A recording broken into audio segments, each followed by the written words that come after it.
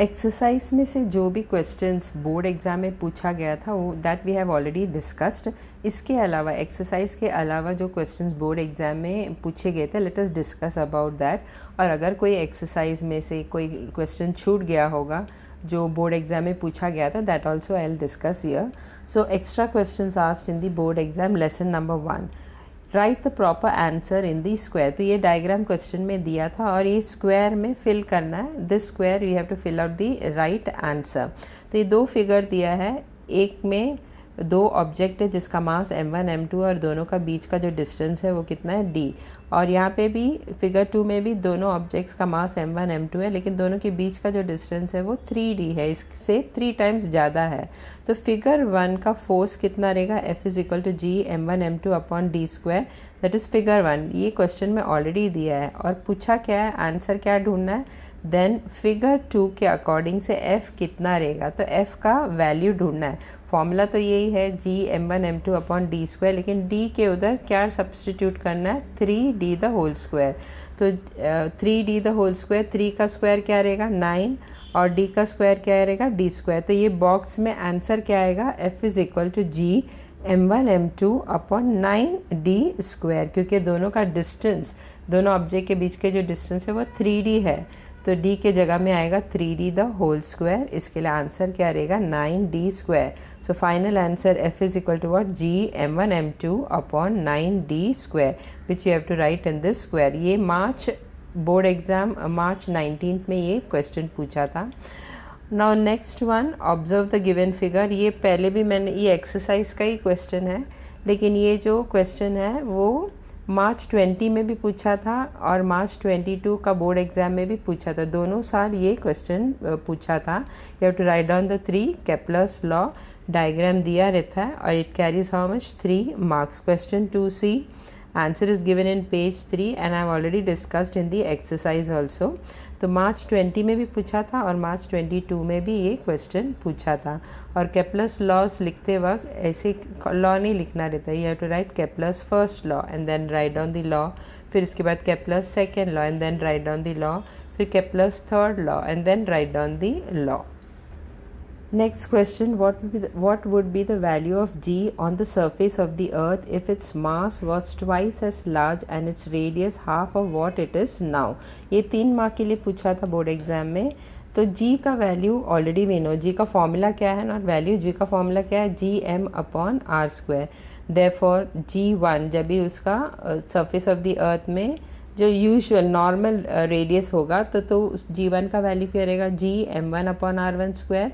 और जब भी the mass was twice as large and its radius was half of what it is now, तो तभी g का वैल्यू क्या रहेगा, let us denote that as g2 is equal to G m2 upon r2 square. Now we have to find out g2। इसके लिए g2 numerator में लिखना है। तो g2 upon g1 is equal to what, G m2 upon r2 the whole square upon G m1 upon r1 the whole square. तो वही मैंने इधर लिखा है, g2 ऊपर लिखा है तो पहले ये लिखेगा न्यूमरेटर में G m2 upon r2 the whole square upon, फिर उसके बाद डिनोमिनेटर में ये लिखना है G m1 upon r1 the whole square. अब ये जो डिनोमिनेटर में है उसको न्यूमरेटर में लेके आओ, तो जब ये न्यूमरेटर में आएगा तो इसका रेसिप्रोकल लिखना है। तो therefore g2 upon g1 is equal to G m2 upon r2 the whole square into इसका reciprocal r1 square upon G m1। Now question में दिया है कि m2 is equal to twice m1 and r2 is equal to r1 upon r2, that is already given in the question. तो g2 upon g1 now it will become what, g2 m1। तो m2 की जगह में क्या डालना है, 2m1। So g2 m1 upon r1 upon 2, r1 upon 2 the whole square. तो r2 के जगह में क्या लिखना है, r1 upon 2, r1 upon 2 the whole square into r1 square upon G m1। तो यहाँ पे कुछ चेंज नहीं होगा, सिर्फ m2 के जगह में 2m1 लिखना है और r2 के जगह में r1 upon 2 the whole square लिखना है। Therefore g2 upon g1 is equal to what, g2 m1 upon, when you open the bracket what you get, r1 square upon 4 into r1 square upon g m1। now r1 square upon 4 को numerator में लेके जाओ, जब numerator में लेके जाएगा तो ये इसका रेसिप्रोकल लिखना है। तो g2 upon g1 is equal to what, g2 2m1 into इसका रेसिप्रोकल 4/r1² और फिर इसके बाद में ये लिखना है इंटू r1² / g m1। तो यहाँ पे g कैंसिल हो जाएगा, m1 कैंसिल हो जाएगा और r1² भी कैंसिल हो जाएगा। बचेगा क्या? 2 और 4, 2 × 4 बचेगा। Therefore g2/g1 = 2 × 4 क्या हो गया? 8। Now take this g1 on this side, तो g2/g1 = 8। अभी g1 को ये साइड लेके आओ, therefore g2 = 8g1। तो आंसर क्या है? The value of g on the surface of the earth would be 8 times the present value। Can you tell, ये जो क्वेश्चन है, ये क्वेश्चन जो है page number 8 can you tell से ये क्वेश्चन पूछा गया है और ये क्वेश्चन बोर्ड एग्ज़ाम मार्च 2019 में ये बोर्ड एग्ज़ाम में पूछा गया। तो पेज 8 में इसका क्वेश्चन मिल जाएगा कैन यू टेल में, और ये सॉल्व कैसा करना है that I have already shown to you. Now next 4th question, explain why the value of G changes if we go inside the earth. और इसके लिए बोर्ड एग्जाम में कितना मार्क्स के लिए क्वेश्चन पूछा गया था? 2 मार्क के लिए। Answer, first point, the value of G is calculated using the formula g = gm/r², where g is the universal constant of gravitation. Second point, the value of r decreases as we go inside the earth. Third point, the value of m also decreases as we go inside the earth. So as we go inside the earth, r और m दोनों का value decrease होगा. Fourth point, has a combined result of change in r and m, the value of g decreases as we go deep inside the earth. This is given in textbook page 9। तो text book का page 9 में ये दिया है answer, और ये जुलाई 19 का board exam में पूछा गया था। The weight of an object changes from place to place though its mass is constant। और ये जो क्वेश्चन है 2 मार्क के लिए पूछा गया था बोर्ड एग्ज़ाम में। Answer, first point, mass is the amount of matter present in the object. Mass is the measure of the inertia of an object, hence it is constant. Second point, the weight of an object is the force with which the earth attracts the object. Weight का formula क्या है? Weight W = F = mg. As the value of g is not same everywhere, the weight of an object changes from place to place. ये जो answer है page number 9 में दिया है, और ये बोर्ड एग्ज़ाम में मार्च 2020 का बोर्ड एग्ज़ाम में ये क्वेश्चन पूछा गया था। Next question, an object thrown vertically upward reaches a height of 500 meter. What was its initial velocity? How long will the object take to come back to the earth? Assume g = 10 m/s²। ये board exam में 3 mark के लिए पूछा गया था। ये text book का ही question है, एक्सरसाइज में से पूछा गया था। जब एक्सरसाइज डिस्कस करते वक्त मैंने बताना भूल गई थी कि ये कौन सा ईयर में बोर्ड एग्ज़ाम में पूछा था। I repeat once more the how to do the sum. तो इन क्वेश्चन में क्या क्या दिया है? Height, that is s = 500 meter, acceleration due to gravity g = 10 m/s², initial velocity u ये ढूंढना है, time taken t ये भी ढूंढना है। for upward motion of the ball v हमेशा 0 रहता है और a हमेशा क्या रहता है? -g। तो इसके लिए a का वैल्यू क्या रहेगा? -10 m/s²। फॉर्मूला क्या यूज़ करना है? v² = u² + 2as। Now v is 0, तो 0 = u² + 2। a का वैल्यू क्या है? -10 इंटू s का वैल्यू क्या है? 500। देयरफॉर 0 = u² माइनस, इन सब तीनों को मल्टीप्लाई करेंगे तो you'll get u² -10,000। Now bring this -10,000 on this side, so it will become positive. Therefore u² = 10,000। Root of u² = √10,000। Therefore u का वैल्यू कितना है? 100 m/s। Now for downward motion of the ball u = 0, a will be positive. यहाँ पे a = g = 10 m/s²। Formula क्या use करना है? s = ut + ½ at²। Therefore s के जगह में क्या डालना है? 500 = u 0 है तो 0 × t आएगा, +½ × 10, क्योंकि a = 10 × t²। 10 और 2 कैंसिल हो जाएगा, 2 के टेबल में जाएगा, 2 5s are 10। तो देयरफॉर 500 = 5t²। ये तो पूरा 0 हो जाएगा, बचेगा क्या? 5t²।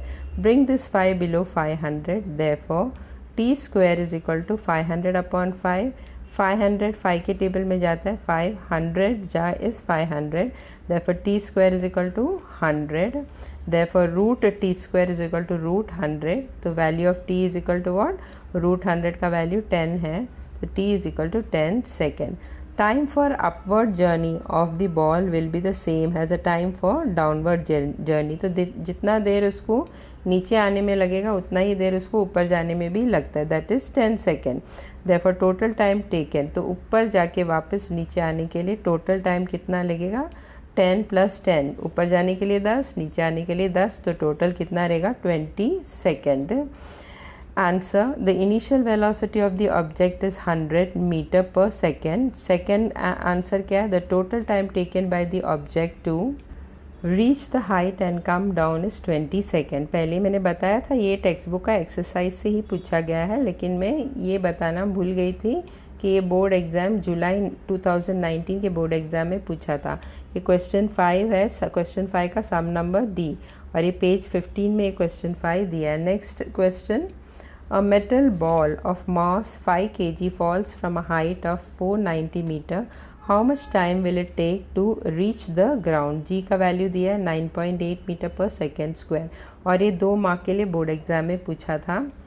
S is equal to what they have given, 490 meter. A is equal to G is equal to 9.8 meter per second square, और U is equal to what, 0 metre per second. कौन सा फॉर्मूला यूज़ करना है, S is equal to UT plus half AT square. therefore s के जगह में क्या लिखना है, 490 is equal to u is what, 0, so 0 into t plus half. A is how much, 9.8, so into 9.8 into t square. 9.8 goes in 2 stable, 2 stable में किस में जाएगा, 4.9 में जाएगा, तो क्या बचा, 490 is equal to 4.9 into t square. Bring this 4.9 below 490, तो t square is equal to 490 upon 4.9. अभी ये पॉइंट को निकालो, निकाल के न्यूमरेटर, डिनोमिनेटर में पॉइंट है इसके लिए, न्यूमरेटर में 10 लिखना है. therefore t square is equal to 490 upon decimal निकल गया, इसके लिए ये हो जाएगा 49 into 10. डेसिमल निकाला, इसके लिए न्यूमरेटर में 10 लिखा है. अभी 490 गोज़ इन 49 स्टेबल, 49 10 जा 490, तो t square is equal to 10 into 10. therefore t square is equal to what, root t square is equal to what, root 10 into 10. so therefore t is equal to how much, 10 second. so the ball will take 10 seconds to reach the ground. ये मार्च 2019 के board exam में पूछा था. Next question: an iron ball of mass 2 kg is released from a height of 125 meter and falls freely to the ground. Assuming that the value of g is 10 meter per second square, calculate first what you have to calculate, the time taken by the ball to reach the ground, और second और क्या ढूंढना है, the velocity of the ball on reaching the ground. ये board exam में पूछा था और इसका मार्क्स कितना था, 3 marks. Now S is equal to H is equal to 125 meter, A is equal to G is equal to 10 meter per second square, U 0 meter per second है, T we have to find out and V also we have to find out. First वाला question के लिए the time taken by the ball to reach the ground के लिए कौन सा formula use करेंगे, S is equal to U T plus half AT square. S के जगह में क्या आएगा, 125 इज इक्वल टू U के जगह में 0 into T plus half into A का जगह में क्या आएगा, 10 into T square. 10 will go in 2 stable, 5 times जाता है, तो बचेगा क्या, 0 into t is what, 0. so next line what will be left behind, therefore 125 is equal to 5t square. अभी ये 5 को 125 के नीचे लेके आओ, therefore t square is equal to 125 upon 5. now 125 upon 5, 125 goes in 5 stable, therefore t square is equal to what, 25. therefore root t square is equal to root 25. root 25 is how much, 5.